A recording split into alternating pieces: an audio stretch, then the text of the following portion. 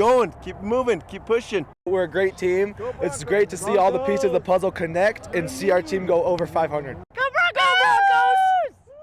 Yeah, that's how we're all feeling this morning, right? It's downright fun to be a part of a winning team. And our friend Dr. Sheryl Ziegler here in studio with us now to talk a little bit more about this. Good morning, Dr. Ziegler. Good morning. It's a good morning. Yeah, it is. Victory Monday. So winning is more than fun. What actually happens to us when we win? Yes. Well, the inspiration, of course, about talking about this was the Broncos win yesterday and the streak that they're on. And so I thought, when I looked around, I was at the game last night, and just to see the energy and the momentum, I thought we need to talk about the psychology of what is happening. So when our team, right, all of a sudden it's our team as if we're playing with them, when they win, what happens to us is we release a lot of dopamine.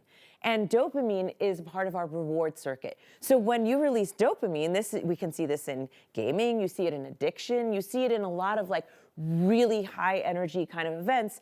It sort of perpetuates on itself and it releases feel-good hormones as well. So you wind up feeling like you really contributed to this game.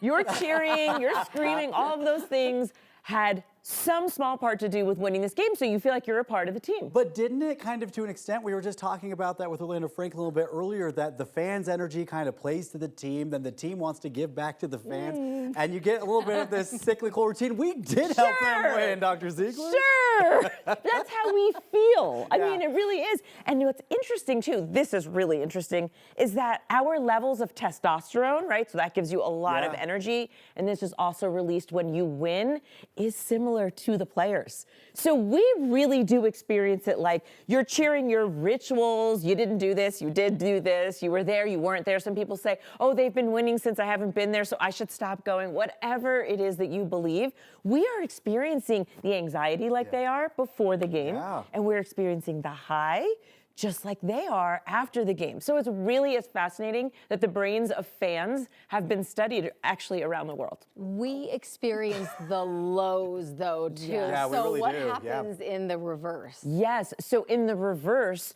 what happens is cortisol, a stress hormone, gets released in us, and then they've actually looked at the brains that serotonin, which is responsible for your mood, gets less production.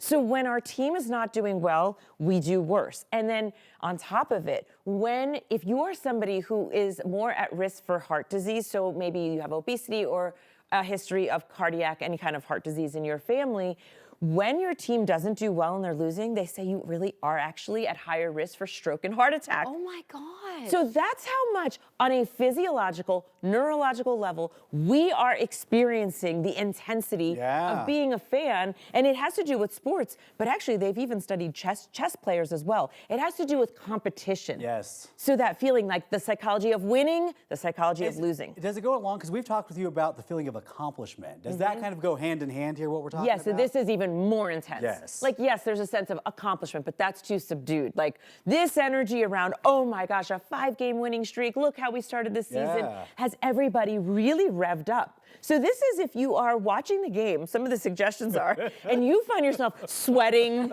you find yourself, you're mirroring, because that's what it is, it's mirror neurons. That's that feeling of like, I am feeling like the players are feeling like, they say take a break. So take a break. I do that too. I feel really intense mirror neurons. I was like, yes, I have high mirror neurons. But take a break, walk away, because most of us are not professional athletes and are not training at that level. Our hearts really do need a break. Maybe no more coffee for Dr. Ziegler this morning. She is into it. I am into it. But we're happy that you're here with us. Yes. Thank you. Dr. Ziegler, thank you so much.